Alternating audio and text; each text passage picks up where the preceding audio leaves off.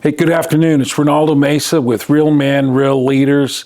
Today is Tuesday, August the 19th. It's beautiful out. We got a little rain yesterday or overnight, and hopefully to get some more next week. Plus it's going to cool off. We got a great guest today, somebody that I admire, somebody that's been a good friend to me, and I've had the pleasure of working with during my time on the city commission. I think it was around 2000 up to 2000, about 11 and a half years, starting around 2000, 1999, as a city commissioner and former mayor. And Matt Allen, who is the current city manager, and he's back. This is the second time. First time we had him on, and it's been some time ago, so we wanted to have him back. First podcast we didn't get launched. That's on us. We apologize to Matt, but we're going to make sure we get this out because we need it out. He's one of the, I think, influential leaders. He may not think so, but has been for many years as leading the city, as one of the leaders in leading the city to, I would say, probably the best city out in Southwest Kansas. And I know we're going to be biased here a little bit, but economic-wise, social-wise, just all the way around. And it takes a lot, not just Matt, but other leaders in this community, plus the elected leaders as well. But as a team, it's what makes Garden City tick. Matt, welcome again. Hey, thanks. We're glad to have you. And for the second bite of the apple here. There you go. I had a dry run before, and all the mistakes I made in that will get erased somehow, and this will be the good one. Okay, but and Matt, to begin with, just tell us how your personal journey. How'd you become the city manager of Garden City? Start out with how that all started. Yeah, sure. Well, I went to school here in Garden City. Grew up, went through this public school system here in Garden City, and so Garden City's home for me. I consider it my hometown, even though I wasn't born here. I went all through school here, and a proud GCHS graduate. But I went off to college and wasn't really sure what I wanted to do. Sure. Kind of bounced around some different majors and those types of things. But by the time my undergraduate career was over, it was kind of looking a little bit more like law school. And as an alternative to that, I had an advisor say, well, you could look at some public policy or public administration schools as well. And so we kind of put applications out to law school, but also to some public policy and administration schools, and ended up getting accepted to KU, which was convenient for me life-wise at the time to say yes to that program, and probably didn't fully appreciate the opportunity that was being presented to me. Sure. It was a highly competitive program. They accepted around 11 people to enter this graduate program aimed at city management, and I really wasn't sure what that meant, but I knew there were some appealing things about it. It wasn't going to take quite as long as graduate school. There was internships, or take quite as long as law school. Law school, yeah. And there was kind of paid internships that were part of that. And so that just kind of appealed to me at the time. Ended up falling in love with it. Did a part-time internship with the city of Lenexa. Did my full-time internship with the city of Salina in the city manager's office, and just really kind of fell in love with the idea of helping local governments listen to citizens, figure out what citizens were wanting, try to deliver on that, and then there's a piece of that too that's kind of a business, and so I did have kind of an interest in business, and there's an element of running a city that feels very much like running a corporation. Yep. We can maybe get into that later on to the extent it matters, but there's the city manager is effectively the CEO of the organization. That's You report correct. to a board of directors. You have a lot of flexibility as opposed to, let's say, county government or state government or federal government, where your rules or regulations are explicitly written out. Municipal government kind of works in between the lines. And so you have a lot of flexibility as a community to do whatever you want to do. And provided the community can think about that and figure out what that is, then the local government is then unleashed to go deliver that. So I loved it. My career took me to Joplin, Missouri for a short time, and then I did my first city manager job in Oakley, Kansas, a town just 70 miles north of Garden City. Yep. And was there for a couple years before I came down to work for Bob in the city of Garden City. And what Bob year was Halloran, that? Yeah, 2002. Bob, yeah, great city 2002. manager, man. So with a history of good assistants, including Bob. Bob had been an assistant for Dean Wiley, and so it was a neat opportunity. I had a young family, and we were able to come down here to Garden City and spent 6 years as Bob's assistant. When he retired, applied for the job for city manager and got it. So that's kind of the resume path to how I got into how you got there. city management and how I got to Garden City, I guess. So was there anything in particular that really inspired you, other than maybe you started getting into it and say, hey, I might kind of like this, the city management work? Was there anybody that inspired you, or not really? You just kind of. So a couple interesting things had happened while I was in college. The summer between my junior and senior year, I did an internship that I thought was going to be kind of a law internship. Saline County had needed someone to come in and look at their HR policies, and so myself and another Bethany College student, we were going to school in Lindsborg at the time, so Salina was just 15, 20 minutes away. We did a summer internship in the county administrator's office, really designed to kind of be this legal work, pre-law work. Well, the county administrator hired us, but before we started that summer, he resigned.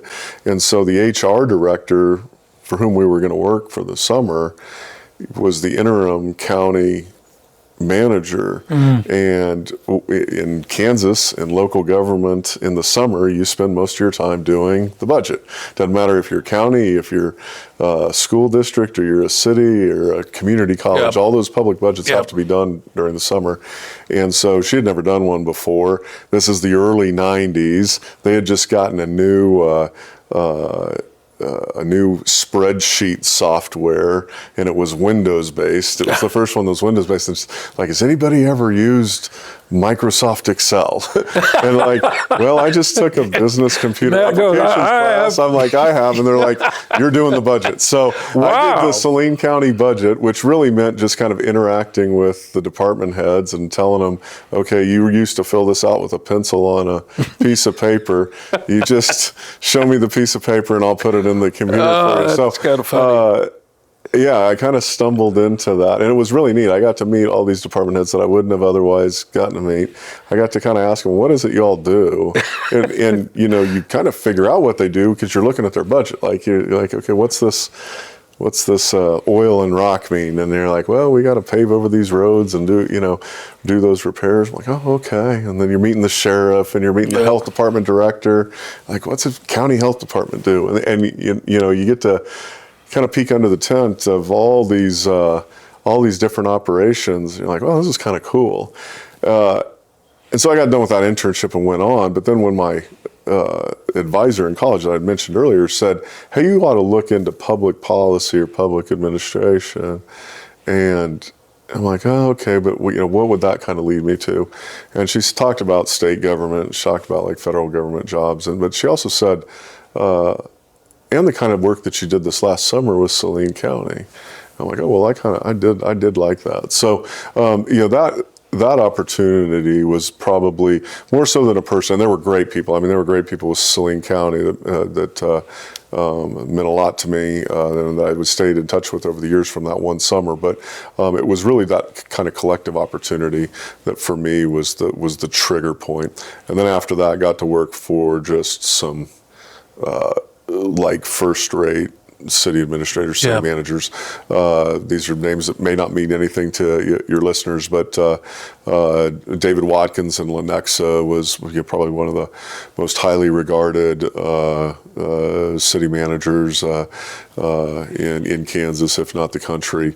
Dennis Kissinger in Salina, very highly regarded. Both of them have been Buford Watson Award winners, which is an award in our profession that is kind of given to the top city manager type of thing. And then a guy that I probably consider to be my mentor out of all the managers I worked for was a guy named Steve Lewis in Joplin. Just a outstanding professional, taught me kind of how to lead, stay humble, lead talented staffs, and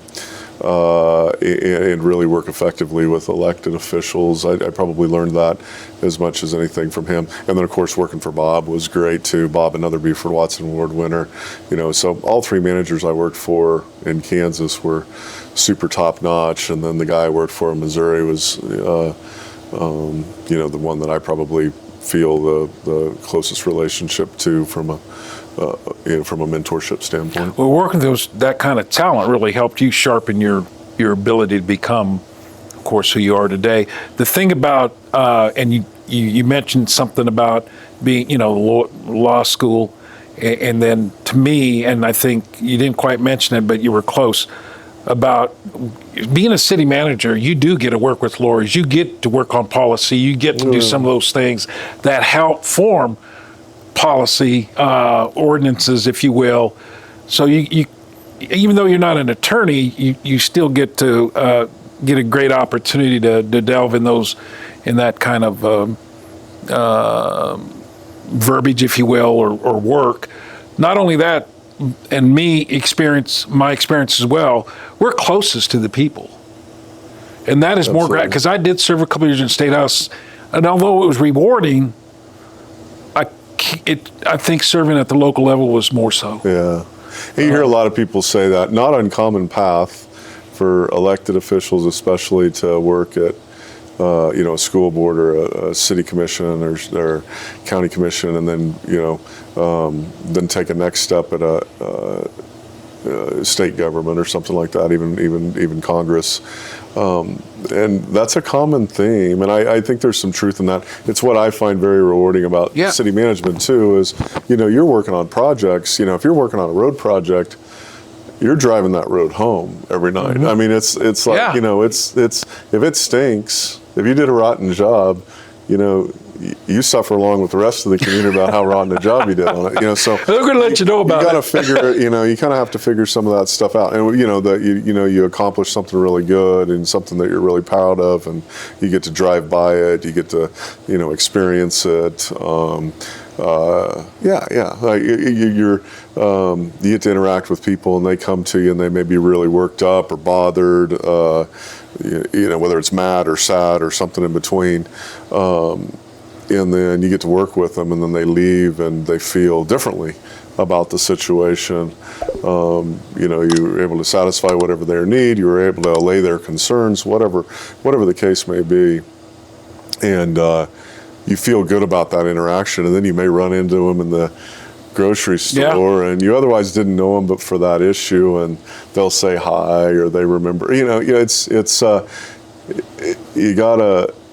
There's the adage of, you gotta sleep in the bed you made, sort of a thing. Yeah. And when you work in city government, that's very much true. You're living in that community, and so I'm fortunate. I genuinely get to say it's my hometown, but in every other community I worked in, I told myself every day, you're treating this town like it's your hometown.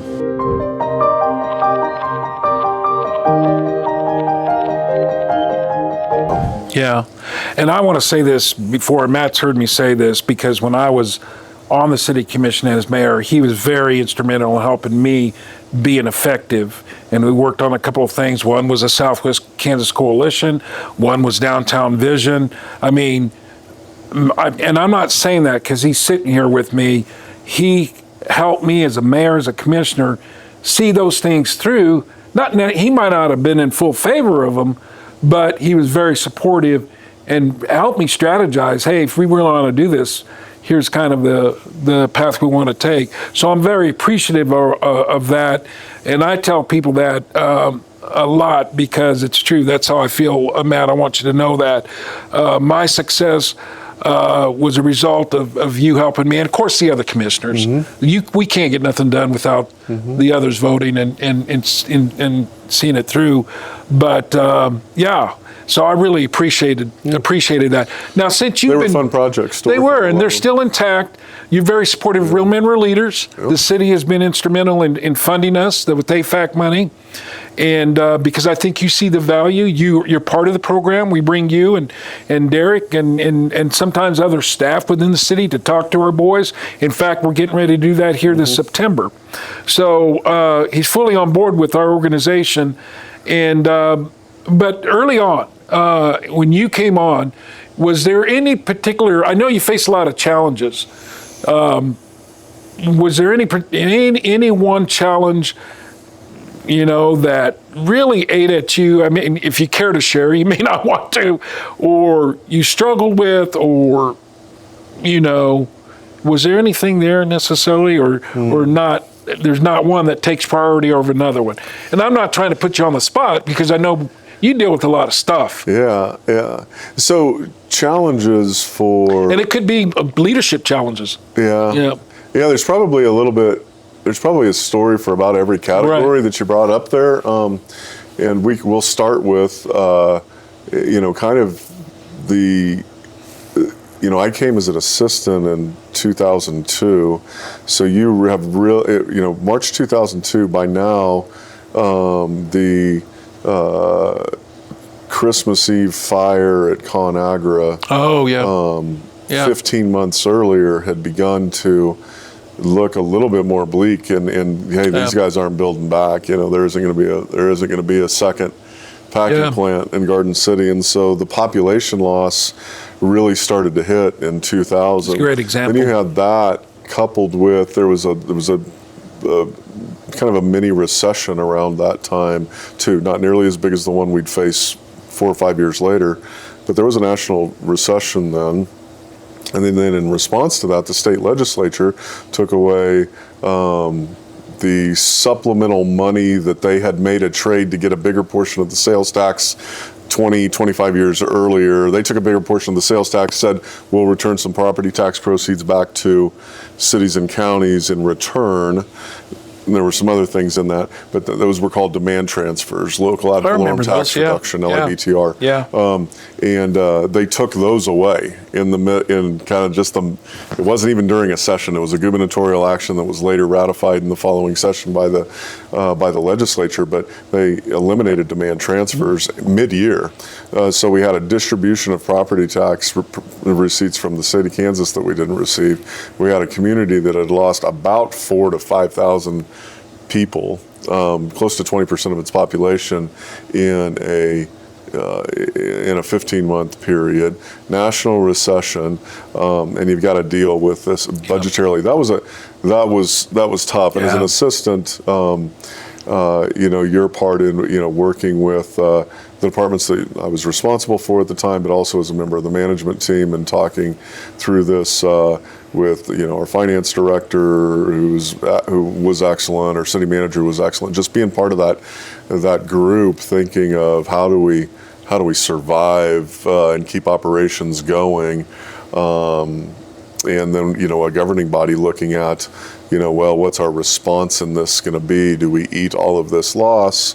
Do we raise property taxes? Do we go after some other form of revenue? That was a challenging time. I remember that well, but I do think it made us better for when I first became city manager. That was in 2008. Well, in 2007 and 2008 is when banks and car companies and insurance companies on a federal level went kaput, and federal a lot of bankrupts, the bailout deals, and so big recession then. and kind of understanding that, hey, we've been through this before, right? We can do this. These are, we remember the steps, we remember the discipline about getting through these times, and we were able to do that. We never laid anybody off. We did absorb some empty positions. We did hold salaries for a year, and we adjusted some of our operations, but we made it through to the other side, and come to find out that that period of time, as hard as it was probably the biggest blessing for economic development through the duration of my tenure as city manager, because what we ended up on people's radar, because while the country was seeing like 25% reduction in local sales tax receipts, and we were seeing like level. We didn't go down. We were somewhat insulated from all that going on nationally. We braced for it, so we braced for it operationally, so we were in a really healthy kind of cash and financial position. And then all these people kind of started to turn their heads going, maybe we should have our store in Garden City, Kansas. And so we started getting the radar, some of these headhunting groups, property selection groups. And 2 or 3 years later, that ends up being kind of the Shulman Crossing project. And then after that, kind of the dam broke with respect to retail opportunities in this community. So, your toughest times can turn into blessings in disguise. Absolutely, 100%. Yeah, and we try to tell that to our young boys. Yeah. When they think the end of the world is coming, and that we tell them embrace those kind of those hardships. Going through that, now you're at 23 years into city management, help lead Garden City. What are some of the lessons in leadership? You've come a long way. So both of us know that you don't stay stagnant. You've got to always be learning. You're always dealing with people. Is there some lessons in leadership that you can share that you've learned the 23 years that you've been as a city manager? Oh, for sure. I think you hit on one of the bigger ones in your comments earlier, and that's you're not doing it alone. Like, No. It's not one person. Individual performance is important, but it's part of a team, right? Yeah. And if you got a good team, you're going to do good things. And that takes not just a good team of elected officials or a good team of staff or a good team of community partners and other stakeholders. It's like everybody. I think our success as a community in Garden City and Finney County is we view ourselves as one big team. It's not the city or economic development or the city commission or the mayor or the manager. It's, we've all got our roles. You don't have 11 quarterbacks on the field. That's right. But That's a good way of putting it. Yeah. So I would say that's kind of the lesson that I've learned and been exposed to examples of that, to be able to tell people stories about how that's the case and how people have positively contributed to the success. Like, it's our overall success, but I can point out to different individual contributions to that, but for that individual's contribution, we may have not seen some of the success as a community. And I can say that about 30, 40 people, and talk about, and it's fun to sometimes sit around and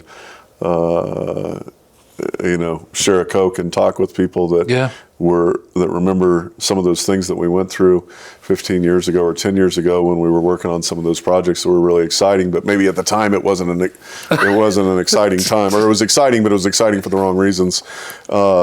And they'll recollect something that you did or that I did, and I don't remember that, but hearing them talk about me in a way that I can remember something that they did, that and where we each see each other's contributions more than otherwise if we saw like our own contribution. Correct. Yeah. And if there are people out there that really remember well their own contributions, but part about Garden City is we kind of recognize what the other person contributed to that. So When you put together the Southwest, what ended up turning out to be Southwest Kansas Coalition, that was a big deal. Like at the time, it was like, well, we aren't really sure what that is, but now I look at all the things good that have come out of the Southwest Kansas Coalition that we've been able to lobby for as Garden City, Dodge City Liberal, as a coalition of Southwest Kansas. There've been other communities, right?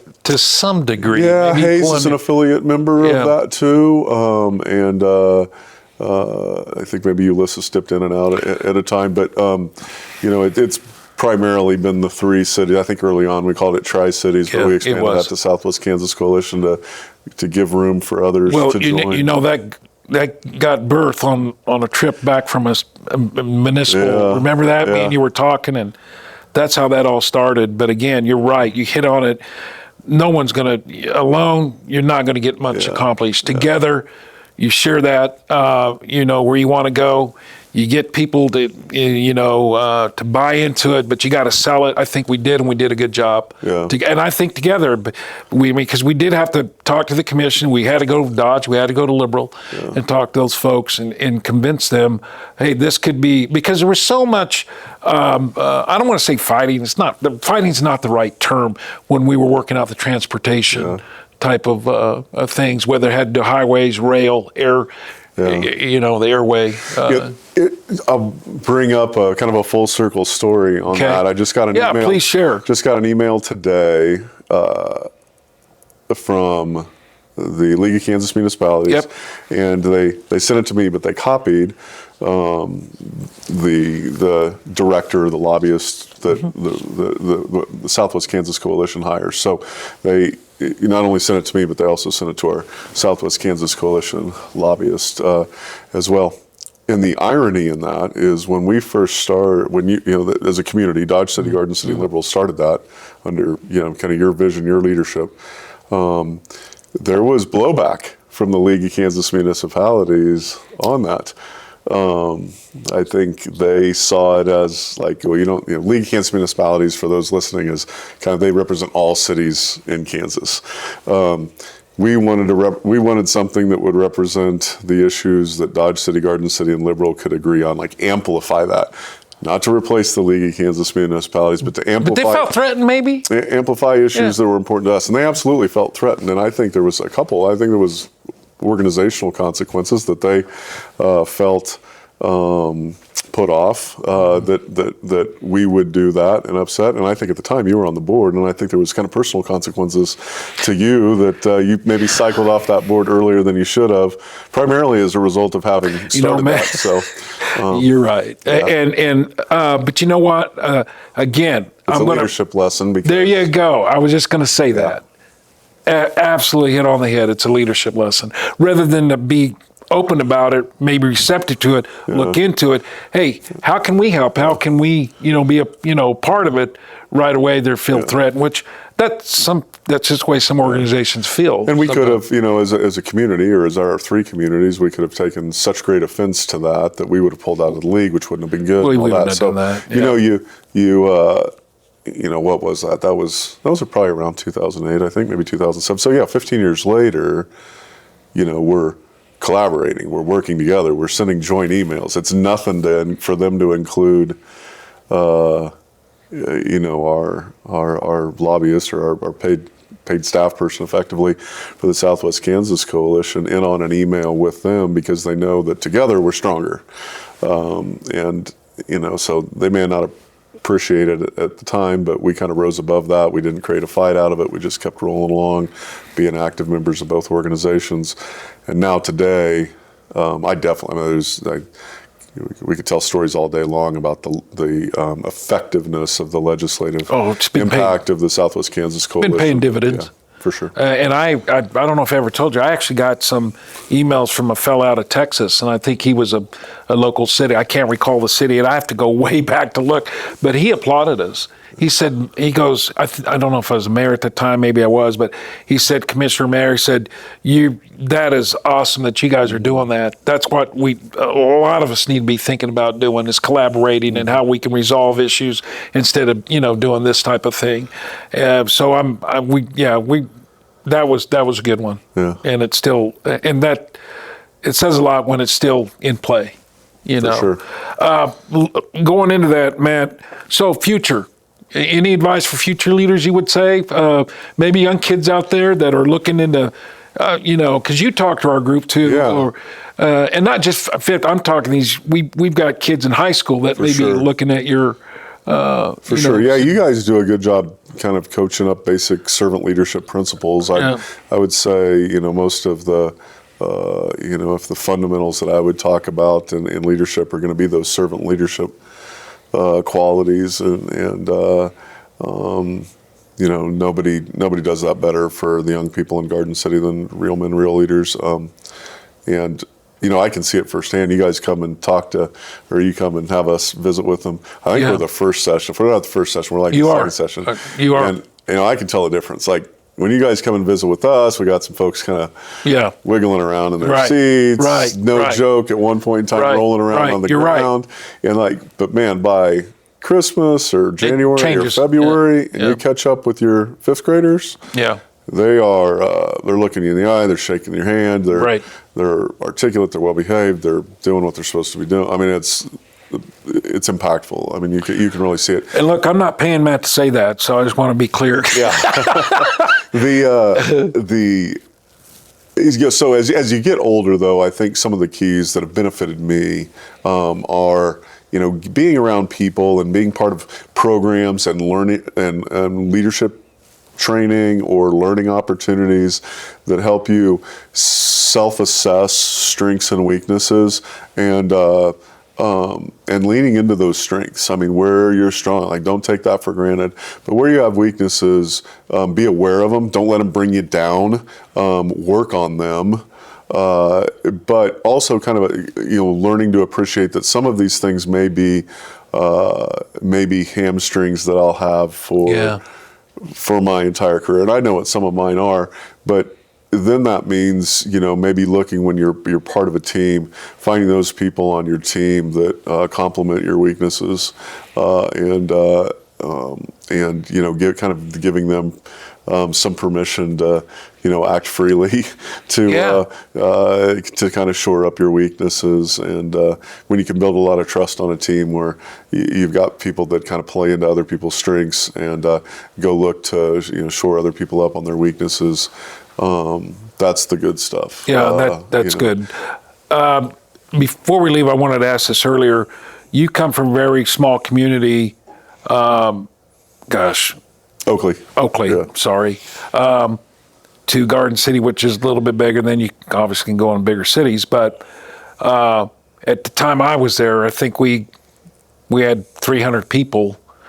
I don't recall the budget, but it was obviously in the millions. What is it today? I mean, right at 400 employees, about $180 million budget.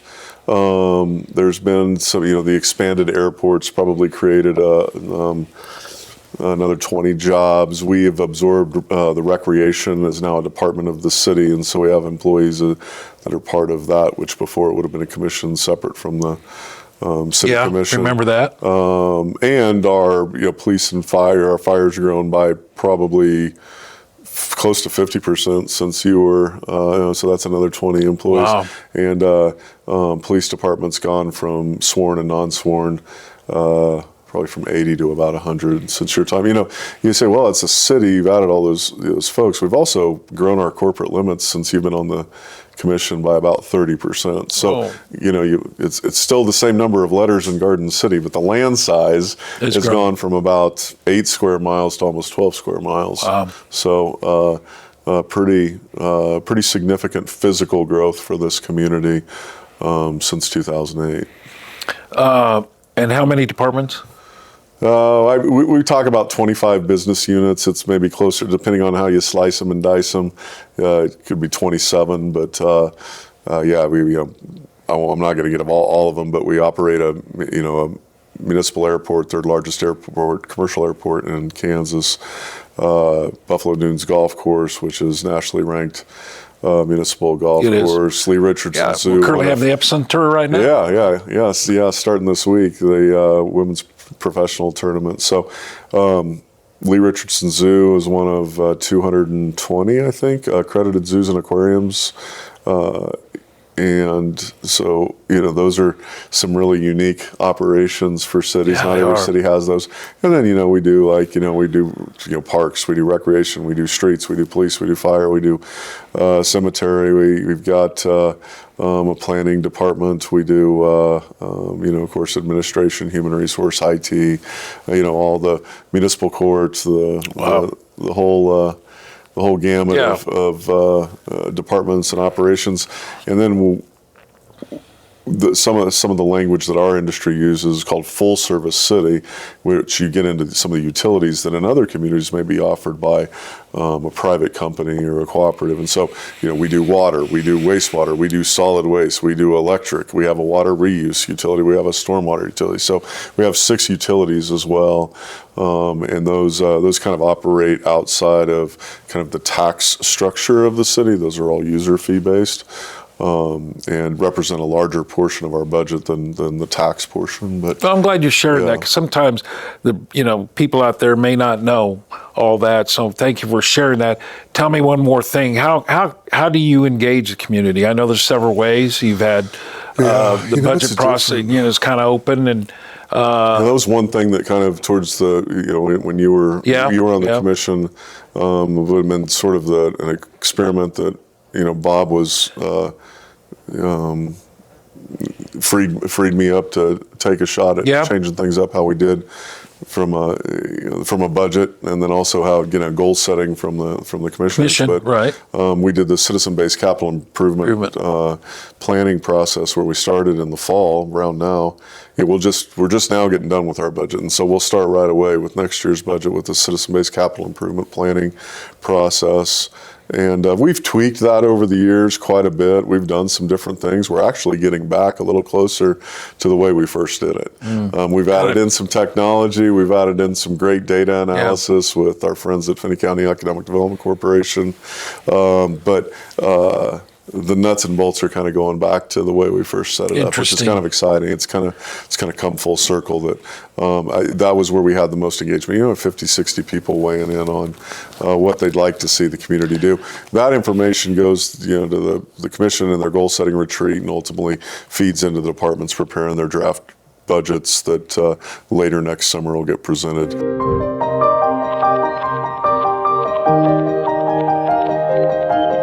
Okay, we're back with Matt Allen, City Manager of Garden City, and got a question or two, and then we'll wrap this thing up. But he was talking about the capital improvement and how citizens have an opportunity to weigh in on that. And I was going to ask him, is it the typical things that people want? Good lighting, nice parks, sidewalks. But every now and then something gets thrown in there. Yeah, there's a real collection. Yeah. I mean, some of that's, I would say like smaller stuff, you can pick it up in operations, and some of it's, really big stuff. I mean, it's, I will say there was kind of a collection of bigger projects that kind of hung out there on the list, but never really made the budget for a number of years in the mid 2010s. But in 2017, we kind of used that process. Like, we believe in this process. This is kind of the next tier of projects that if we were to put those before the community and say, we could do these now for, if we passed a, quarter-cent sales tax. So we ended up doing that. We partnered with the county because they had a project, Jenny Barker Road, that they wanted to do.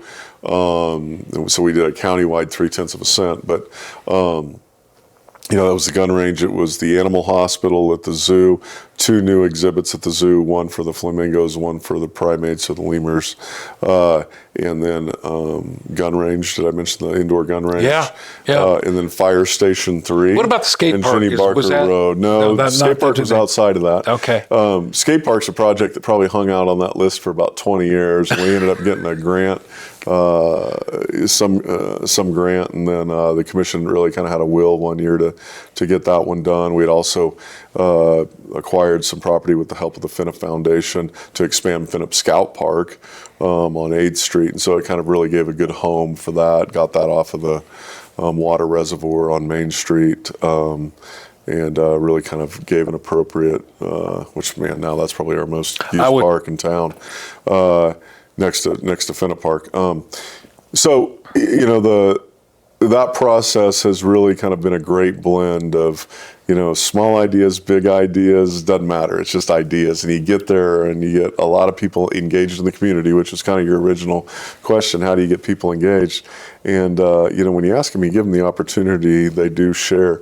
Now, I will tell you a big difference in the 23 years I've been with the city and the 17 years that I've been manager is it was a lot easier to kind of facilitate discussion around what the city was doing or needed to do and have that be rooted in more fact when we had local media.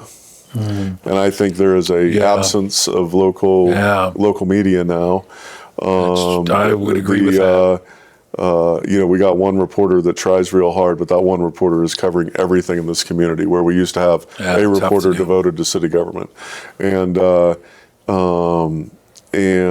so now it's left up to, whatever kind of buzzes around on social media.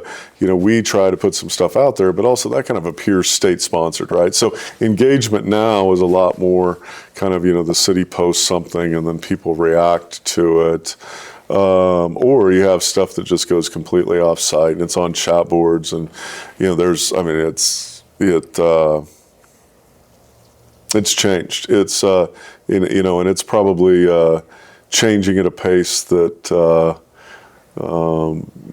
it's probably going to push me to consider what I want to do when I grow up sooner than later, because, I don't know that, when you used to be able to kind of sit down and visit with people, talk to them, listen to their concerns, plug them into the right place to kind of weigh in and visit with the city commission about their concerns, that type of thing. I think I'm more equipped in that sort of a world and venue, and anonymous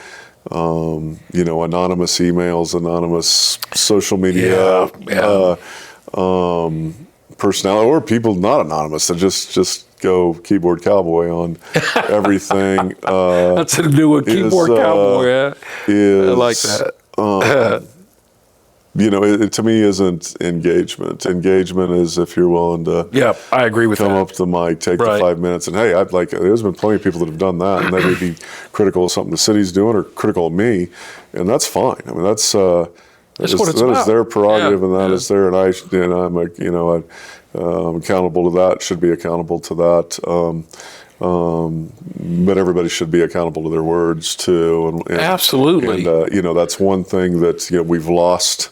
I agree with you. Where, if there was somebody reporting on it, they kind of would have a responsibility to vet that, to be factual or not factual. And, in today's day and age, it's just write whatever you want, right? I mean, it's unfortunate. And heck, call it a magazine, call it a newspaper, call it a whatever. So the world's changed a little bit for local. It's not just Garden City. In fact, I think Garden City citizens do a pretty good job of vetting out what of that is untrue and what's more likely to be true. And they also know that they, I believe, to the credit of the commission over several decades, feel like they can go to their commissioners and ask their commissioners what's true and not true. So I'm thankful that we're in a community like that. But I will tell you, this profession nationwide is changing as a result of whether it's an absence of media or a distrust in media, and folks turning to the unlimited number of social platforms out there to just rant. Yeah, so true. It's really changed from the time I was on there to now. It's just sometimes you don't know who to believe, what to believe, and it's unfortunate. Mm-hmm. You're right. Whoever reported on it needs to vet that, or people need to make sure that what they're hearing is good, solid information. And there are other ways too. I think you have several committees available to the citizens. I think the city does a pretty good job of engaging this community. And if you want to get involved, there's an opportunity to do so. And I know Matt's door is always open, and I'm same way with the county. I would think. I know they're hiring a new administrator here pretty soon, but you touched on it early how well all entities within our city work well together, and that's why we do what we do. And, I would really say the last few months, it's kind of been a jolt in the arm. We've been doing some things that really are reminiscent of what we were doing as a community, 10 years ago or 12 years ago. And I've really appreciated the new energy that Interim County Administrator Gary Meager has brought. He's a great guy. He was very highly regarded in our profession on a statewide basis, and for the Finney County Commissioners to be able to land him to do the interim gig was a real blessing for Garden City, and he's just done great things. I appreciated him. I've appreciated the interim superintendent, Josh Guyman. He's reached out to me a couple times. We've had a couple really good conversations, and I know he's kind of brand new to that seat, and also coming up on the start of school, and for him to take the time to come sit down and tell me that, hey, this relationship's important, and not on a superficial level. Like I want to be able to visit and talk and know what issues are important to the city. I want to be able to make sure what issues are important to USD 457, and so I'm, and then Dr. Ruda and I have had a really good relationship. He's been in his positions for several years now, and so we've worked collaboratively on a lot of things, some super high profile things that have gotten a lot of attention, and actually some small things that may seem small at the time, but I think are going to pay dividends. And that's just my little 2-second plug for the Crater Disc Golf Course. College property, the triangle there that's got the big pit in it that everybody's talked about. If you haven't seen that, you got to check it out. The disc golf course is almost done. They got a few more concrete pads to pour. They're doing it's a group of volunteers. They're doing it on donations and volunteer money. The city has helped out a little bit in some of the cleanup, but most of this being done by this volunteer group. And the city's going to treat it as a rough-in park, kind of a natural state park, a lot like Forest Park Lake. We're not going to be coming in and playing fescue and putting in an irrigation system. We're doing it like what you see is what you get. But because of the elevation change and because of that natural setting, some of the volunteer trees that have come up over the decades, it's created this championship level disc golf course. Wow. That the college saying, yeah, you can use that property, and the city going, yeah, we can help a little bit, and the volunteers saying, yeah, we'll throw in the elbow grease and try to raise the money to put in the baskets and the concrete is going to put this, like world-class disc golf course in Garden City and be another destination that, like a Lee Richardson Zoo or a Buffalo Dunes golf course, that next thing you know, you're going to turn your head and there's going to be 300 people coming to town to play in a professional disc golf tournament. Everything's becoming professional now. I saw miniature golf. All that to say, those things don't happen if you don't have an atmosphere where there's good partnerships, and you say, hey, you want to experiment on this and try this out? And I'm like, yeah, I don't see any reason why we wouldn't. Let's try it, as opposed to killing something out of the gate because it's not the top thing on your list to do. That probably wasn't on the top thing for either the city to do or the college to do, but you had a group of people that were kind of excited about doing it, and let's see how far we can kick this can down the road and see where it ends up. And next thing you know, it's going, CVB gets on board, helps pay some of the costs. I think Western Kansas Community Foundation and some other philanthropic interests in town kicked in a little bit of money, and it's going to be a cool deal. But that's what going back, that's what good leadership to me is. Working together, whether it's you, Josh, Ryan, the county administrator. I think that's why we are successful. Yeah. We may have our differences, and we may get pissy with one another every now and then, but we get over it and we get down the road. And I think that's what it takes. I'm sure when on Matt Allen's, I'm going to, create this disc. And sometimes the active leadership is like, in that instance, everybody involved in that is a leader, right? Yes. especially when you're working with the young kids. Even the guys pouring the pads. It's like the leaders usually, is the assumption is the leader is a person, right? And everybody else is a follower. Yes, and it's that's not true. Exactly. Yeah. I mean, it took an act of leadership on the part of the city, not just the city manager. The fire chief had to take an act. The parks director had to take an act of leadership. The volunteers taking an act of leadership. All of that is all of that's leadership. Yeah, and that's what we're trying to teach our boys at a young age, whether it's a community school or at home. Yep. So good stuff. Yeah, really good stuff, Matt. We really appreciate you. I'm glad you came back. Yeah. This was a great podcast. And mentioning Ryan Ruda. In fact, we're going to have Ryan on tomorrow. Oh, really? Hopefully, yeah. So we got two great boom. Yeah. So we're looking forward to visiting with him tomorrow as well. Very good. I appreciate you, buddy. I really do. Thank you. You're like a brother to me, and I mean that not just because I really do. But we wish Matt well and hopefully continued success in what he's doing and for the city. And we want you to come back. Tomorrow not tomorrow, but eventually we're going to have a podcast out. We're going to have Dr. Ryan Ruda, president of the community college here, on. So he's going to be the next one up. And so we appreciate you joining in, and we have to, hopefully you'll join in next time. Thank you and God bless.